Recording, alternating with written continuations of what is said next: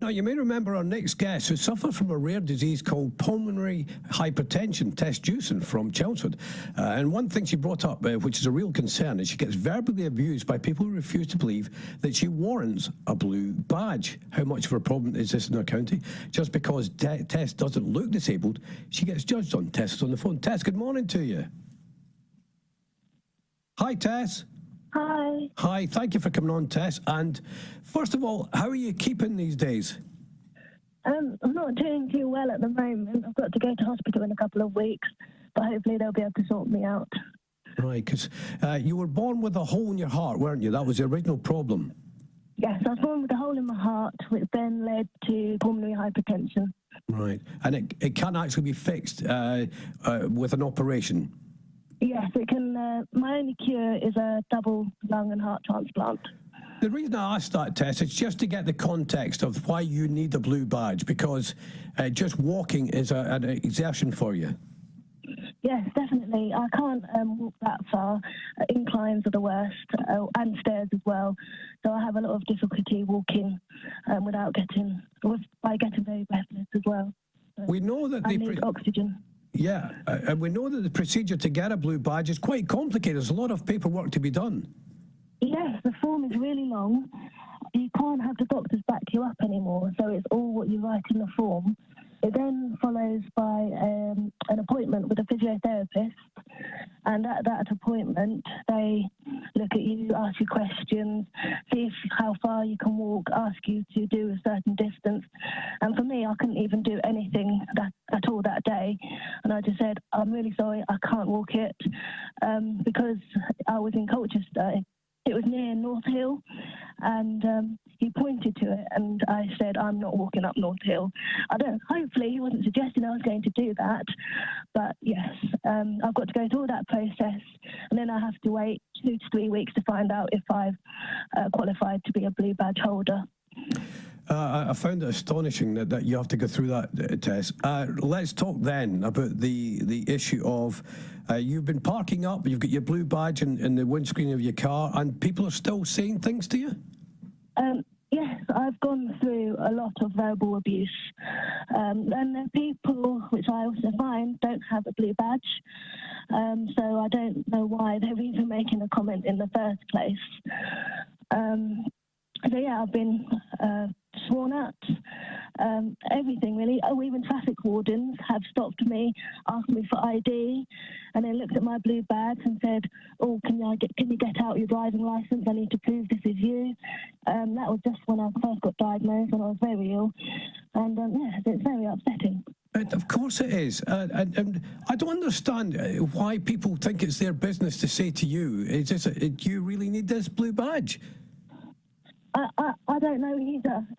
There's a lot of people out there who obviously, I don't know. I really don't know why people do it.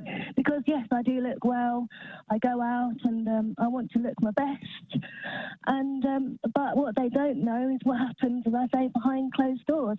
After I have had a long day out with friends or with family, my legs at the end of the day are in so much pain that I can't actually walk by the end of the day. I need my wheelchair. I need my oxygen. So that's what they don't see.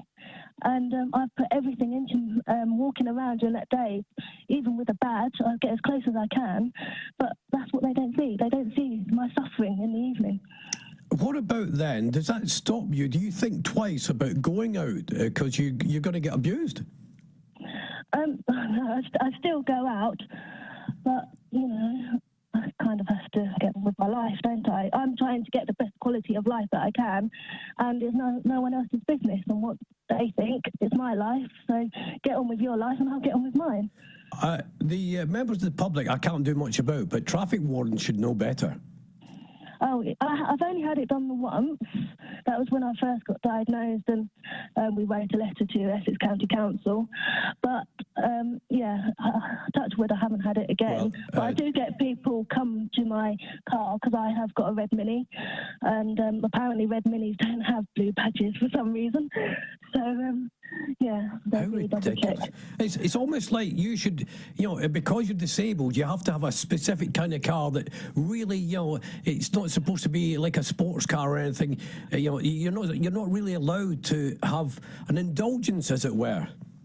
Yeah, definitely. Even mobility or PIP, you can get different cars. You can get an Audi, you can get a Mini. So it doesn't matter what car you've got or what disability you have. It doesn't matter. You know what I'm thinking about doing, Tess? I think I should come out with you one day and just see, find out what your life's like and whether we get any of these idiots coming up and saying, if you're up for that, I'll come out with you. Yes, definitely. That would be great. Yeah. To find out. And you can buy the coffee, Tess. I mean, I don't have a big budget.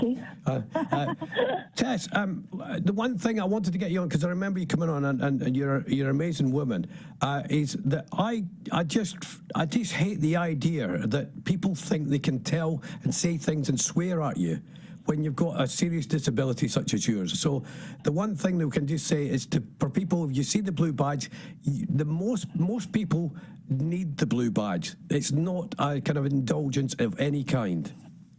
No, it's not. And to be honest, every time you have to renew the badge every 3 years, and I'm so worried every time it comes up to those 3 years, on if I'm actually going to get it again, because I know I deserve it. But whether the physiotherapists and the county people who are behind that to feel I deserve it is another thing. So it's not just the public; it's also trying to persuade. That's what I have to say: is persuade people that I deserve this badge. And it isn't easy for us people with disabilities. It's really difficult. Here's one test. We've just had a text come in this very second. I have a blue badge and I drive a Range Rover because I cannot get into a small car. I get abused all the time. Now, it's very often. See, this is the thing. How dare people judge? Listen, Tess, let's sort something out. I'll come and see you and do some follow-up on this. In the meantime, Tess, keep going out and get as much of a quality of life as you can. All right, Tess Jewson, everybody.